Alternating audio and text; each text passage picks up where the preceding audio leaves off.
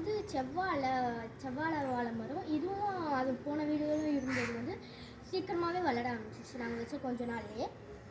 அப்புறம் இங்கே அந்த 3 நான் ஃபஸ்ட்டு வீடியோவில் சொன்னால அந்த வாழை மரம் இப்போ செவ்வாழை வாழம். இதுவும் வந்து ரொம்ப சீக்கிரமாக இது வச்சு கொஞ்ச நாள் தான் வந்து, ஆனால் ரொம்ப சீக்கிரமாக வந்துச்சு. அப்புறம் இது வந்து கொஞ்சம் காய்ச்சி இது லெமன் செடி. இந்த செடி வந்து ஒன்றும் வளரல. இது வந்து நாங்கள் தண்ணியில் ஊற்றுறோம், பட் அது வந்து ரிசல்ட் தரல. இது அப்புறம் நாங்கள் இது எப்படி பண்ணுறது நாங்கள் அப்புறம் நெக்ஸ்ட் வீடியோவில் சொன்னோம். இது வந்து சப்பாட்டா மரம். இது வந்து நாங்கள் ஃபஸ்ட்டு 2 காய் வந்தது, அதில் வந்து பழமாக ஆகி நாங்கள் சாப்பிட்டோம். அது ரொம்ப ஸ்வீட்டாக இருந்துச்சு. அப்புறம் இப்போ இன்னொரு பூலாம் விட்டுருக்கு. நாங்கள் அது வரும்போது நாங்கள் அது தனியாக வீடியோ எடுத்துக்கிறோம். இது மாதுளம் செடி. இதில் வந்து இதுதான் நாங்கள் ஃபஸ்ட்டு இது பழமாக வரும்னு பார்த்தோம்.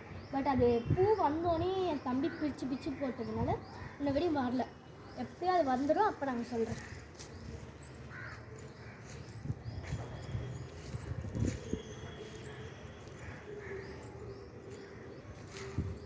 இது வந்து செம்பருத்தி பூ. இது வந்து பிங்க் செம்பருத்தி பூ. அங்கே வந்து நாங்கள் ரெட்டு வச்சுருக்கோம்.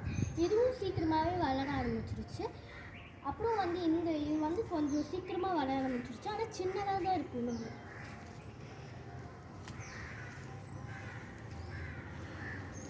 இது மல்லி செடி பூ.